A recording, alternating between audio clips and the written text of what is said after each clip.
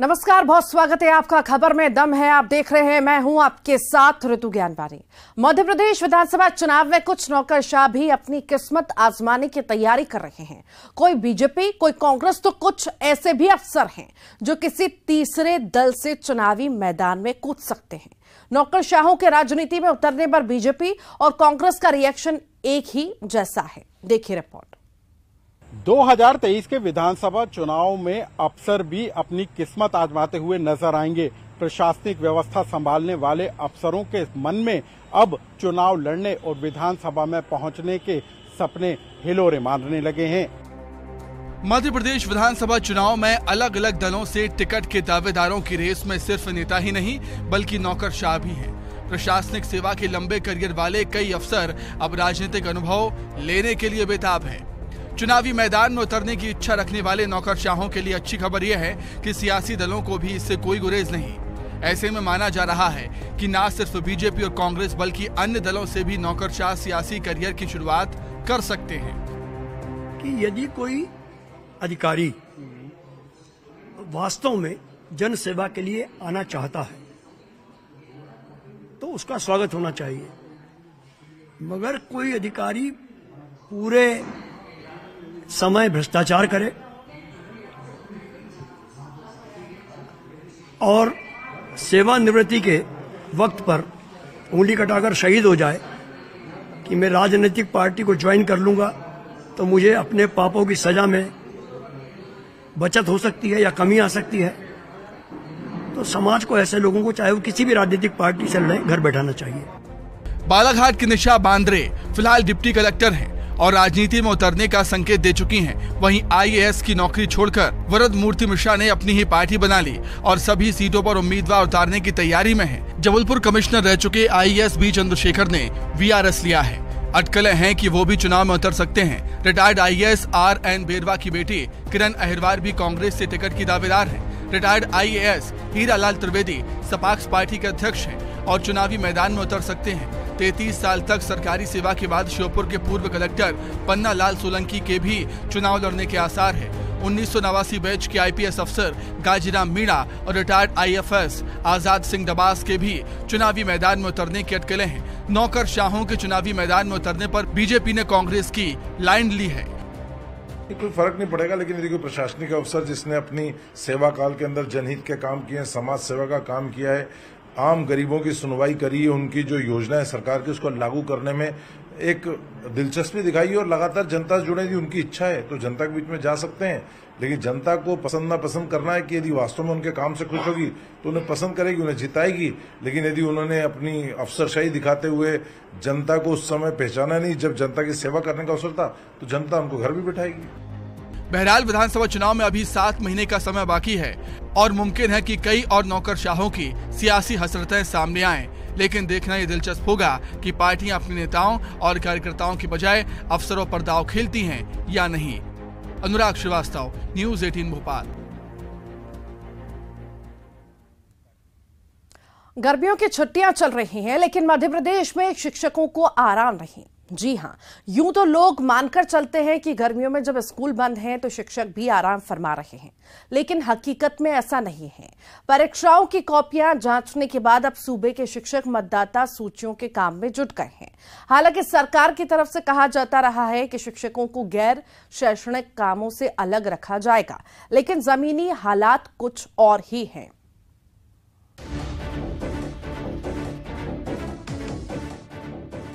गर्मियों की छुट्टी के बावजूद मध्य प्रदेश में सरकारी स्कूलों के शिक्षकों को आराम नहीं। स्कूल बंद है लेकिन शिक्षकों की ड्यूटी चालू है। समर वेकेशन से पहले हुई परीक्षाओं की कॉपियां जांचने के बाद अब शिक्षकों को वोटर लिस्ट से जुड़ी जिम्मेदारी मिल गई है। शिक्षकों का दर्द ये है कि जब गर्मी की छुट्टियों में भी काम करवा ही रहे हैं तो फिर ग्रीष्मकालीन अवकाश का प्रावधान ही क्यों। शिक्षकों की मांग है कि सरकार गर्मी की छुट्टियां खत्म कर दे और दूसरे विभागों की कर्मचारियों की तरह अर्जित अवकाश का नियम लागू करे। तो हम लोगों ने भी संगठन की तरफ से कई बार मांग की है कि ग्रीष्म अवकाश आप टोटली खत्म कर दीजिए शिक्षकों का, और हाँ, उनको 1 माह की जैसे अन्य कर्मचारियों को अर्जित अवकाश दिया जाता है वैसा अर्जित अवकाश दिया जाए, जिससे कि हमारे शिक्षक साथियों को वो अर्जित अवकाश का लाभ मिल सके। अब क्या होता है, दूसरी बात ये स्थिति हो रही है, अब ये ग्रीष्म अवकाश में आप काम ले रहे हो और टीचरों को अभी BLO का काम है, अभी प्रशिक्षण चालू होने वाले, सर्वे कार्य चल रहा है, दुनिया भर के काम जो इसी समय लिए जाते हैं।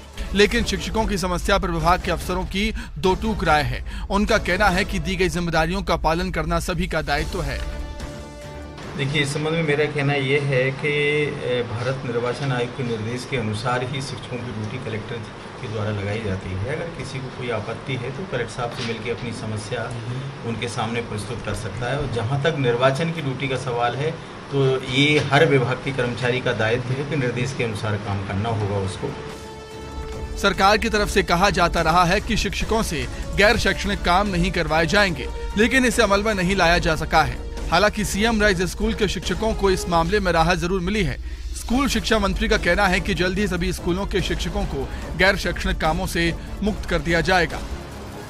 इस स्तर पर कलेक्टर ने निर्वाचन है ऐसे कामों में लगा रखा है। आगे आने वाले समय में हम 100% शिक्षकों को अन्य कामों से मुक्त करने पर काम कर रहे हैं। अभी हमने सीएम राइज योजना में जो हमारे शिक्षक है उनको हमने चुनाव की व्यवस्था से भी अलग कर दिया है। आगे आने वाले समय में हम बाकी जगह भी है दूसरी व्यवस्था होती जाएगी, वैसा वैसा हम उचित व्यवस्था करते जाएंगे। बहरहाल शिक्षकों ने अपनी आवाज उठाई है और मांग कर रहे हैं कि ग्रीष्मकालीन अवकाश का नियम ही खत्म कर दिया जाए।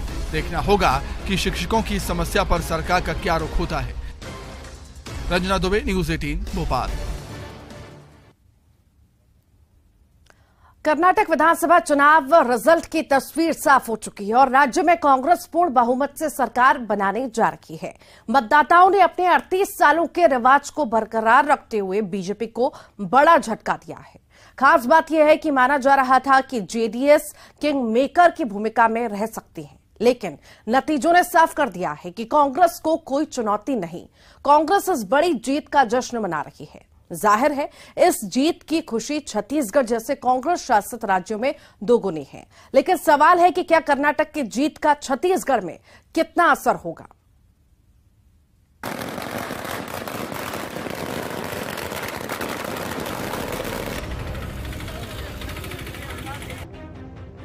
कर्नाटक विधानसभा चुनाव के नतीजों ने ये साफ कर दिया कि राज्य में कांग्रेस पूर्ण बहुमत की सरकार बनाने जा रही है। तस्वीर पूरी तरह से साफ हो चुकी है। राज्य के मतदाताओं ने 38 साल के रिवाज को बरकरार रखा है। कर्नाटक में साल 1985 के बाद से लगातार 5 साल से ज्यादा कोई भी पार्टी की सरकार यहां नहीं रही और इस बार फिर ऐसा ही हुआ। कर्नाटक में कांग्रेस की बड़ी जीत का जश्न पार्टी पूरे देश में मना रही है, लेकिन कांग्रेस शासित राज्य छत्तीसगढ़ में इस जीत का उत्साह कई गुना है। सीएम भूपेश बघेल ने कर्नाटक चुनाव में स्टार प्रचारक की भूमिका निभाई थी और जोरदार कैंपेन किया था। इस बड़ी जीत के बाद सीएम भूपेश बघेल ने कहा कि साफ हो गया कि बजरंगबली कांग्रेस के साथ हैं। उन्होंने कहा कि लोगों का बीजेपी से मोह भंग हो चुका है। पहले हिमाचल प्रदेश जीते और उसके बाद कर्नाटक जीते। हिमालय से लेकर अब समुद्र तक कांग्रेस ने सफलता हासिल की है और जो कांग्रेस मुक्त भारत की बात करते थे, अब दक्षिण भारत में भारतीय जनता पार्टी मुक्त हो चुकी है। भारतीय जनता पार्टी लगातार उनको ये एहसास हो गया था कि कर्नाटक में हारने वाले हैं और यही कारण है कि मोदी जी की जगह सारे टेलीविजन में नड्डा जी की फोटो लगने लग गया। दूसरी बात यह है कि भारतीय जनता पार्टी के लोग फिर मोदी की जगह योगी योगी करने लगे, बुलडोजर की बात करने लगे और भारतीय जनता पार्टी के नेताओं से पहले हमारे अरुण साहू जी को पता चल गया था। तभी बोले कि हम यहाँ उत्तर प्रदेश की तरह यहाँ भी बुलडोजर चलाएंगे। कर्नाटक की जनता ने फैसला दिया है और उस फैसले से स्पष्ट हो गया है कि बजरंगबली है वो कांग्रेस के साथ है। कर्नाटक में जीत को कांग्रेस बदलती सियासी फिजा के तौर पर देख रही है। छत्तीसगढ़ कांग्रेस की प्रभारी कुमारी शैलजा का दावा है कि जिस तरह छत्तीसगढ़ की कांग्रेस सरकार लोगों के लिए काम कर रही है, राज्य में भी कांग्रेस को दोबारा जीत मिलेगी। बिल्कुल छत्तीसगढ़िया सबसे बढ़िया, और छत्तीसगढ़िया लोग दिखाएंगे मातारी के नाम पर छत्तीसगढ़ में कांग्रेस पार्टी विजय प्राप्त करेगी। सवाल ये है कि कर्नाटक में कांग्रेस की जीत का छत्तीसगढ़ में क्या असर होगा। राजनीतिक पंडित तमाम तरह के कयास लगा रहे हैं। हालांकि बीजेपी का ये दावा है कि सिर्फ छत्तीसगढ़ में ही नहीं बल्कि मध्य प्रदेश और राजस्थान में भी बीजेपी की जीत होगी। और आने वाले समय में जो 3 राज्यों के विधानसभा चुनाव हैं, छत्तीसगढ़, मध्य प्रदेश और राजस्थान, निश्चित रूप से वहां भारतीय जनता पार्टी की सरकार बनेगी। कांग्रेस तो डूबती हुई जहाज है। क्या कहेंगे, मोह भंग हो गया है, बजरंगबली कांग्रेस के साथ है? देखिए, जो कांग्रेस पार्टी, जिस कांग्रेस पार्टी ने भगवान राम को काल्पनिक कहा है और उनके अनन्य भक्त बजरंगबली, तो जो देश और समाज के हित में काम करने वाले लोग हैं, जो सनातन का काम करने वाले लोग हैं, उनके पक्ष में होंगे और बजरंगबली और भगवान राम का आशीर्वाद तो हमारे साथ है। कर्नाटक के नतीजों के बाद एक तरफ जहां कांग्रेस जश्न मना रही है, वहीं राज्य में बीजेपी ने महासंपर्क अभियान की तैयारी कर ली है। 30 मई से 30 जून तक बीजेपी अपना अभियान चलाएगी। इस दौरान बीजेपी के नेता घर घर जाएंगे और केंद्र सरकार की योजनाओं का प्रचार करेंगे। जाहिर है, कर्नाटक में बीजेपी की हार और कांग्रेस की जीत का असर अभी से दिखने लगा है। ममता लांजीवार के साथ युगल तिवारी, न्यूज़ 18 रायपुर।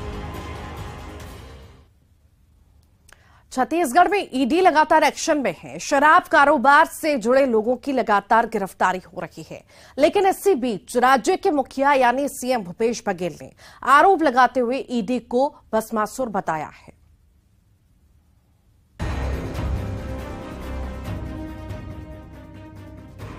छत्तीसगढ़ में ईडी कथित शराब घोटाले की जांच कर रही है और इसी बीच छत्तीसगढ़ के मुख्यमंत्री भूपेश बघेल ने एक बड़ा आरोप लगाया कि कथित शराब घोटाले में ईडी अब उनका नाम जोड़ने की तैयारी में है।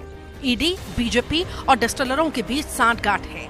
यही वजह है कि ना ही ईडी डिस्टिलरों पर कोई कार्रवाई करती है, ना ही बीजेपी नेताओं के घोटाले की जांच। मुख्यमंत्री भूपेश बघेल ने विधि विशेषज्ञों से जानकारी लेकर आगे कदम उठाने की बात कही है। साथ ही डिस्टिलरों की जांच एसीबी के करने की भी बात कही है। इसी बीच कांग्रेस नेताओं ने एसीबी और ईओडब्ल्यू में शिकायत कर शराब निर्माताओं के नाम देकर उनकी जांच की मांग की है। कथित आबकारी घोटाले में अब वो मेरा नाम भी जोड़ने की कोशिश कर रहे हैं। इनका मूल उद्देश्य यही है कि सरकार को बदनाम करना, क्योंकि भारतीय जनता पार्टी यहाँ टिक नहीं पा रही है, तो ईडी को अपने एक अधीनस्थ संगठन की तरह उसका दुरुपयोग कर रहे हैं। अब सवाल उठता ये है कि यदि डिस्टिलर बिना एक्साइज ड्यूटी पटाए यदि शराब बेच रहे हैं तो वो अपराधी बनेंगे कि गवाह बनेंगे? सवाल इस बात का है। उनके खिलाफ क्यों कार्रवाई नहीं की गई? फायदा तो उसको मिला, डिस्टिलर को, और उन्होंने यदि स्वीकार किया है जिस प्रकार से मीडिया ट्रायल में जो बात आई है, तो उनके खिलाफ कार्रवाई होना चाहिए। तो उसको तो कुछ कर नहीं रहे, दूसरे लोगों को पकड़ रहे हैं। इसका मतलब ये है ईडी और डिस्टिलरों के बीच में सांठगांठ हो चुका है, या भारतीय जनता पार्टी सांठगांठ हो चुका है। वहीं मुख्यमंत्री भूपेश बघेल ने ईडी को भस्मासुर तक बता दिया। उनका कहना है कि ईडी को अभयदान देकर भाजपा ने भस्मासुर बना दिया है। सीएम कहते हैं कि पाप का घड़ा अभी थोड़ा खाली है, भरते ही छलकने लगेगा। तो कुल मिला के एक गठबंधन इनका है और भारतीय जनता पार्टी के, इसीलिए मैंने आरोप लगाया कि ये भारतीय जनता पार्टी के एजेंट की तरह काम कर रही थी। और अब ईडी गलत कर रही है, उसकी जांच कौन करेगा? कहां शिकायत होगी? कोई सुनने वाला है? उसको तो अभयदान दे दिया, भस्मासुर बन गए। उसके खिलाफ कोई शिकायत नहीं। कुछ लोग सुप्रीम कोर्ट गए तो वहां भी और पावरफुल होकर निकल गए। तो ये निरंकुश हो चुके हैं। वहीं ईडी की इस कार्रवाई के बीच बीजेपी ने कथित शराब घोटाले को लेकर प्रदर्शन शुरू कर दिया है। बीजेपी का कहना है कि सरकार गले तक भ्रष्टाचार में डूबी है और उसको भूपेश बघेल ने विधानसभा में नहीं माना था। हम तो चाहते हैं कि ईडी रेत घोटाले की भी जांच करे, ईडी जंगल माफियाओं की भी जांच करे, ईडी ड्रग माफियाओं की भी जांच करे, ईडी जो है वो धान माफियाओं की भी जांच करे। अगर ये जांच होगी तो पूरा घोटाले 1 लाख करोड़ रुपए से ज्यादा के घोटाले सामने आएंगे। ये भूपेश बघेल की सरकार खाली घोटालों की सरकार है। ये पहली सरकार है जो सरकार के खजाने का नुकसान करके अवैध काम करे। ये ऐसी पहली सरकार है और ऐसी सरकार को धिक्कार है और 2023 में जनता इसका जवाब देगी। भूपेश बघेल खाली आरोप लगाने का काम करते हैं। भूपेश बघेल जवाब दें कि ये 2000 करोड़ के घोटाले का किंग पिन कौन है, किसका आदमी है। जाहिर तौर पर छत्तीसगढ़ में विधानसभा चुनाव बेहद करीब आ रहे हैं। ऐसे में दलों के बीच सियासत उफान पर आती जा रही है, लेकिन साथ ही इस सियासत में ईडी समेत केंद्रीय जांच एजेंसियां भी कांग्रेस के टारगेट पर हैं।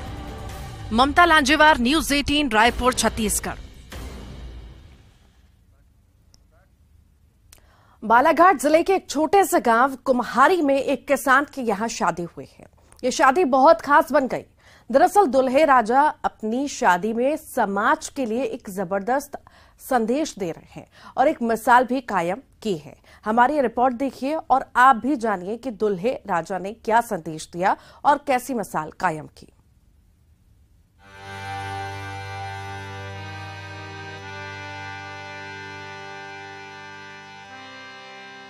एक कदम दहेज प्रथा के खिलाफ।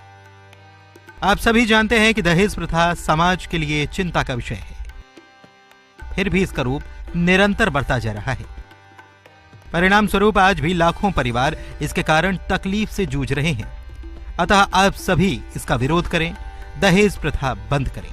मैं इसका विरोध करता हूं। शादी के कार्ड पर लिखा यह संदेश महज एक संदेश नहीं, बल्कि उन दहेज लोभियों की गाल पर तमाचा है जो दहेज की लालच में जान लेने में भी गुरेज नहीं करते। शादी के कार्ड पर यह संदेश लिखवाया है बालाघाट के एक गांव कुम्हारी के नौजवान ने, जिसका नाम है हंसराज लिल्हारे।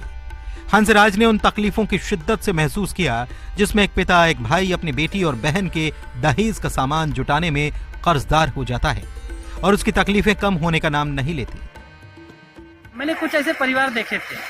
यहाँ तक कि मेरा काम आरओ का है। मैं अर्चना एंटरप्राइजेस बालाघाट में काम करता हूँ, तो मेरा डोर टू डोर का काम है। तो मैंने ऐसे कई परिवार को मैंने देखा, इस चीज़ से काफ़ी दुखी रहते थे वो। लेकिन इसको क्या है, प्रथा के रूप में कि भाई काफ़ी दिनों से चलते आ रही है, तो ये सब गलत है। काफ़ी मेरा विरोध भी हुआ, लेकिन मैंने ठान लिया था कि एक बार मैं करूँगा ही ऐसा।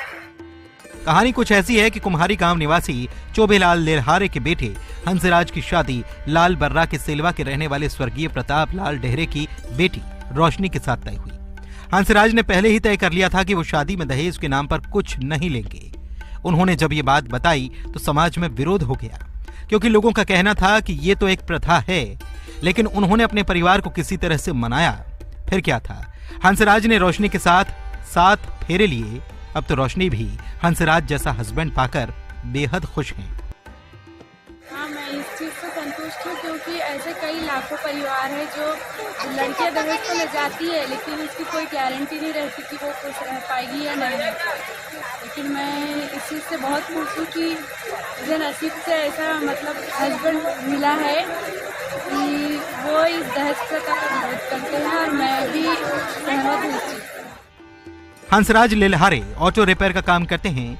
उनके फैसले से उनके परिजन बेहद खुश हैं कि उनके बेटे ने समाज के लिए मिसाल कायम की है। हमको बहुत अच्छा लग रहा है और ऐसा कईयों परिवार है जो बेघर हो जाते हैं और माँ बाप जो पूरे जीवन भर में लड़की के लिए देते हैं दहेज, मगर वो भी पूरा नहीं पाते। इसलिए समाज को जागरूक होना चाहिए और दहेज प्रथा बंद करना चाहिए। यूं तो मिसाल सब कायम करना चाहते हैं, लेकिन मिसाल कायम करना सबके बूते की बात होती नहीं। हंसराज की तरह बिरले ही होते हैं जो समाज में मिसाल कायम कर जाते हैं। श्रीनिवास चौधरी, न्यूज 18, बालाघाट।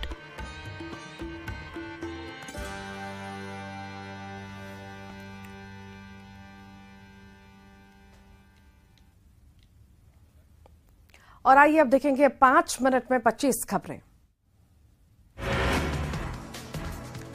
सीओर पहुंचे सीएम शिवराज सिंह चौहान। महालक्ष्मी यज्ञ में सम्मिलित हुए मुख्यमंत्री। बुधनी के आमोन गांव के कार्यक्रम में हुए शामिल। इंदौर में कांग्रेस नेताओं के बीच जमकर विवाद। चिंटू चौकसी और शेख हलीम के बीच विवाद। कांग्रेस पार्षद दल की बैठक के बाद भिड़े दोनों नेता। कांग्रेस विधायक विपिन वानखेड़े ने मतदाता सूची में गड़बड़ी का लगाया आरोप। अगर विधानसभा की मतदाता सूची में गड़बड़ी का आरोप। बिसेन के विरोध पर बोले सांसद ढाल सिंह बिसेन, जो काम किया वो जनता जानती है, जनता के सामने रखेंगे अपना रिपोर्ट कार्ड। मुरैना के जौरा के दौरे पर पीसीसी चीफ कमलनाथ। कर्नाटक के नतीजे पर कहा कांग्रेस का प्रदर्शन बहुत अच्छा। बीजेपी पर भी बोला हमला। कर्नाटक के नतीजों पर बोले पूर्व मंत्री पीसी शर्मा, जैसी उम्मीद थी वैसे ही आए नतीजे। मध्य प्रदेश में भी दिखेगा नतीजों का असर। सीएम के बयान पर कांग्रेस का पलटवार। पूर्व मंत्री पीसी शर्मा ने कहा कमलनाथ नकलनाथ नहीं अकलनाथ हैं। कमलनाथ की योजनाओं से महिलाओं को फायदा मिलेगा। मध्य प्रदेश बीजेपी करेगी अनुसूचित जाति बाहुल्य विधानसभा क्षेत्रों में सम्मेलन। सभी 35 आरक्षित विधानसभा सीटों के लिए 15 मई से होगी शुरुआत। मध्य प्रदेश कांग्रेस अब जिलों में करेगी कार्यकारी अधीक्षकों की नियुक्ति। जिला प्रभारी और संगठन मंत्रियों से मांगे प्रस्ताव। चुनाव से पहले असंतोष को थामने की कवायद।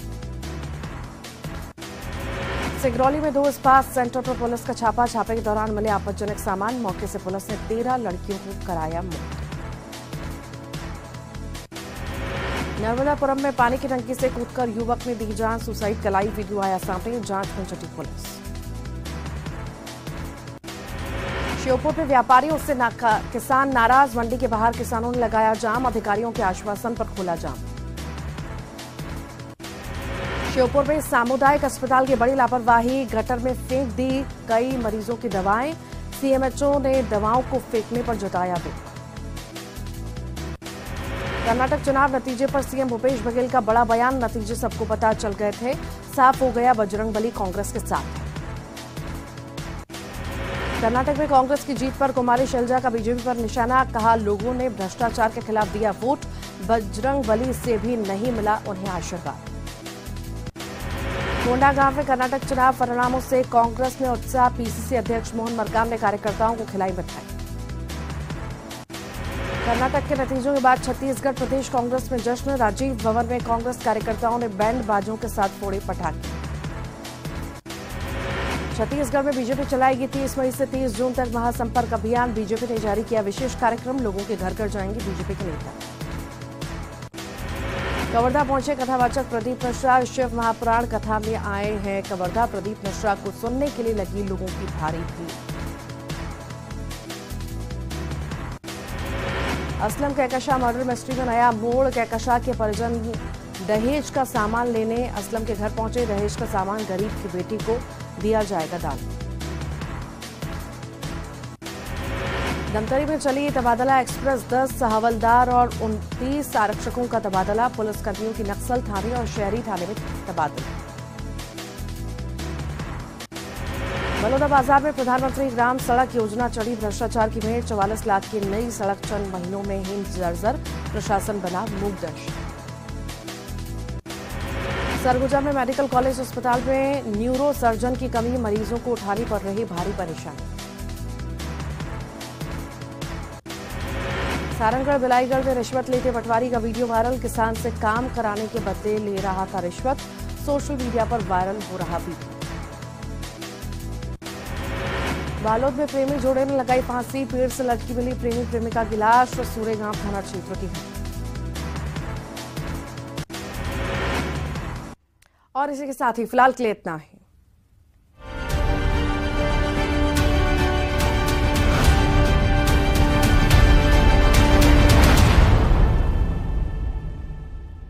हेडलाइंस प्रेजेंटेड बाय पेट सफा आयुर्वेदिक चूर्ण। पेट सफा तो हर रोग दफा।